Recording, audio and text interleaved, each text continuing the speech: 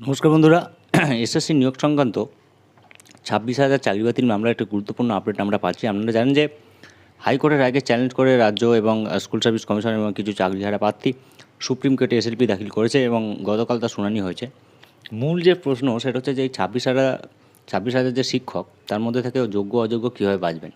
তো এই নিয়ে হাইকোর্টে এসএসসি কী আপডেট দিয়েছেন, কী তারা হলফনামা দিয়েছেন বা কী জিজ্ঞাসাবাদের মধ্যে দিয়ে তথ্য উঠে আসছে সেটা নিয়েই আজকের ভিডিও।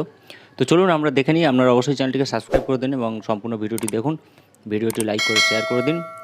তো কী আপডেট আমরা আজকের এসএসসি সংক্রান্ত নিয়োগ প্রক্রিয়ার মাধ্যমে পাচ্ছি সেটা আপনাদেরকে জানাচ্ছি। চলুন।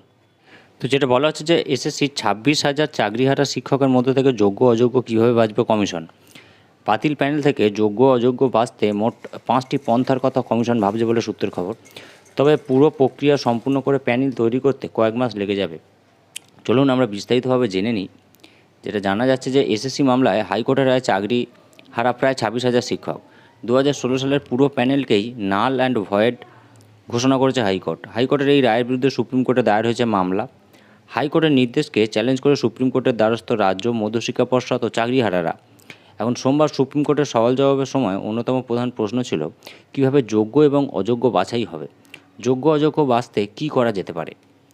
তো যেটা জানা যাচ্ছে যে কমিশন সূত্রে খবর, বাতিল প্যানেল থেকে যোগ্য অযোগ্য বাছতে মোট 5টি পন্থার কথা ভাবা হয়েছে। এক্ষেত্রে এক, ওএমআর শিটের যে স্ক্যান কপি আছে সেগুলোকে পুনর্মূল্যায়ন করতে হবে, যেখানে যাদের নম্বর দেখা যাবে সঠিক আছে তাদের একটি তালিকা তৈরি করা হবে।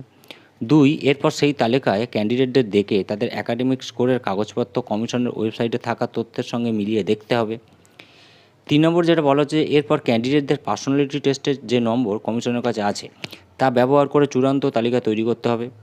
4 ক্ষেত্রে বলা হচ্ছে যে সেক্ষেত্রে কোনো ক্ষেত্রে ওএমআর শিটের স্ক্যান কপি না পাওয়া গেলে সেখানে অ্যান্সার স্ট্রং ব্যবস্থাকে গ্রহণ করা যেতে পারে বলে অ্যান্সার স্ট্রিং ব্যবস্থাকে গ্রহণ করা যেতে পারে বলে জানা যাচ্ছে।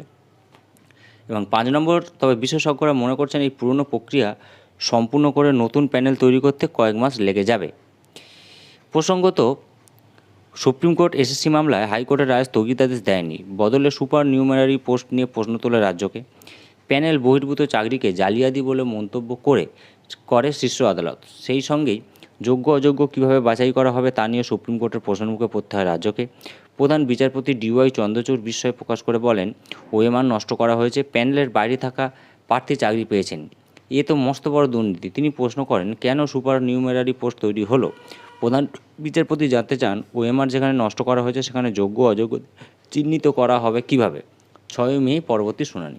আপাতত এটুকু আপডেট পেলাম, সেটাই আপনাদেরকে জানালাম। আপনারা সঙ্গে থাকুন, চ্যানেলটিকে সাবস্ক্রাইব করে দিন। সবাই খুব ভালো থাকুন, ধন্যবাদ।